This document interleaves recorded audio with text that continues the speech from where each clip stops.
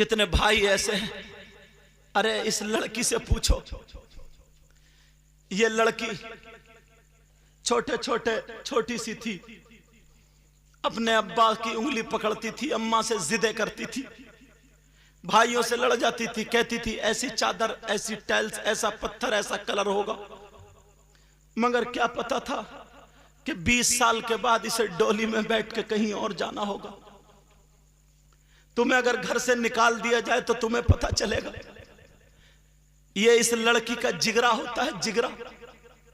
तुम्हें क्या पता है, दुनिया नए कपड़े पहने हुए होती है, खुश होती है, आज बहन की शादी है, ये बहन चीखे मार मार के डोली में रोती है, भाई आज मुझे घर छोड़ के जाना पड़ रहा।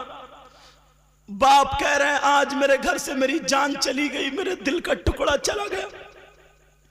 और ये बेटी और तुम हो, तुम्हारी अगर 2 साल की बच्ची के कोई थप्पड़ मार दे तो तुम्हें बर्दाश्त नहीं होता।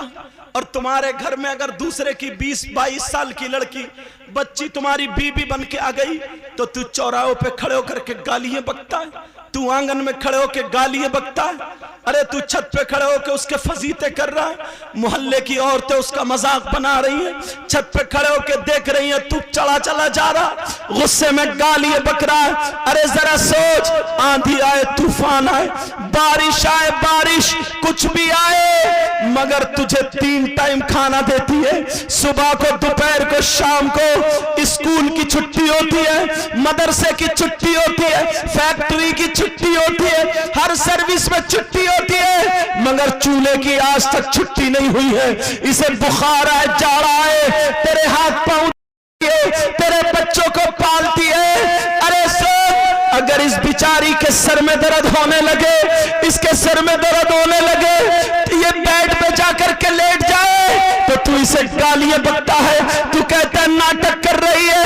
अरे जरा सोच, तेरे बाप को ये पानी दे रही है, तेरी माँ को खाना दे रही है, तेरे दोस्त, तेरे रिश्तेदार आए, अगर 3 टाइम चाय बन रही है तो बना के दे रही है। अब इसका भाई अगर तेरे घर आ जाता बहन को देखने तो तू कह देता आगे नंगे भिखारी, थोड़ी सी 5-10 रुपए की नमकीन ला के रख दी, और बीबी की तरफ को आंखें निकालता है, कब जाएगा ये तेरा भैया नंगा भिखारी, तू बातें नहीं कर सकता।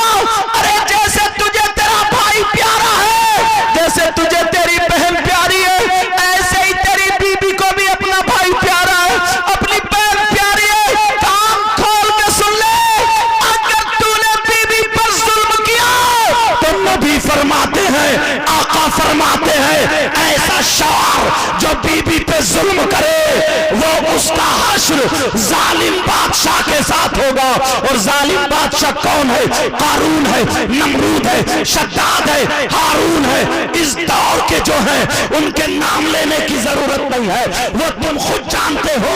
अगर तुम्हें जालिम बादशाहों के साथ अपनी आखिरत देखनी है तो बीबी पे जुल्म करोगे तो ऐसा होगा।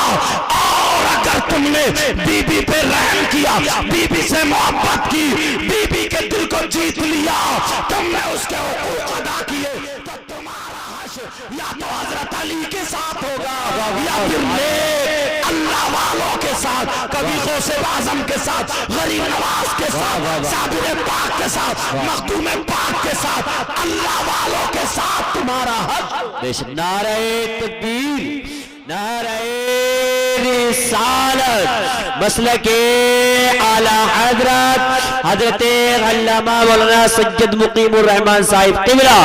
नारे तकबीर, नारे रिसालत। वाह वाह, मेरे नबी की बहन बैठी है चादर जिसको सहाबा चूमा करते थे। अल्लाह अल्लाह सहाबा या अल्लाह, ये औरत खातून जरा देखो मेरे नबी की चादर पे बैठी है, कितनी खुशकिस्मत है।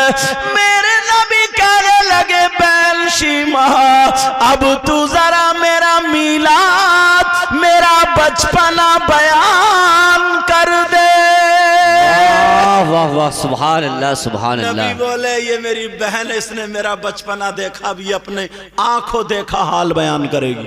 वाह सुभान अल्लाह। उन्होंने बयान किया, बाबू जब मैंने सुना ना कि मोहम्मद नाम का एक शख्स है, अगर वो उंगली इशारा कर दे तो डूबा हुआ सूरज पलट आता है, चांद दो टुकड़ों में हो जाता है। तो मैं समझ गई ये मेरे ही बाबू मोहम्मद है। वाह। जब लोगों ने बताया ना कि दरख्त जो है झुक झुक के सलाम करते हैं, तो मैं समझ गई कि ये मेरा बाबू ही है।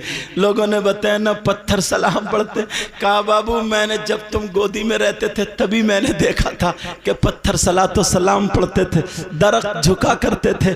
मेरे नबी अपनी बहन से कहते हैं, बहन बताओ तुम क्यों आई हो, क्या ज़रूरत है तुम्हें, बोलो। कहा बाबू जो लोग पकड़े गए हैं ना, जिस खानदान में मेरी शादी हुई है उसी के लोग हैं। मेरे नबी ने फरमाया, शीमा आज मेरी बहन शीमा तुम आई हो, तुम्हारे लिए इख्तियार है, जिसे चाहो तुम छुड़ा करके ले जाओ। आज मेरी बहन आई है, जिसे चाहो छुड़ा करके ले जाओ। यार अगर मेरे नबी पहले किसी को छोड़ते थे तो सहाबा से मशवरा करते थे, आज कोई मशवरा नहीं है। कहा मेरी बहन शीमा आई है, मेरी बहन शीमा आई है। तुम बताओ, सीने पे हाथ रखे, अरे तुम्हारी बहन ईद को इंतजार करती रहती है, बकरा ईद को इंतजार करती रहती है। कोई भी अगर त्योहार आता है कि मेरा भतीजा आता होगा, मेरा भैया आता होगा, औरत अगर बूढ़ी भी पड़ जाए, उसके मैके का अगर कोई आ जाए तो उसका दिल खुश हो जाता है।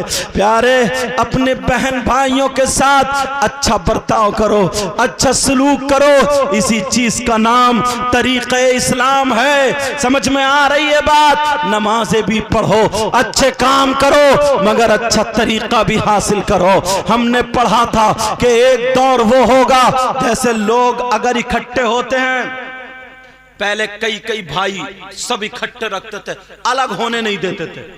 ये था ना, क्यों अलग होने इसलिए नहीं देते थे कि इनकी मोहब्बतें बट जाएंगी,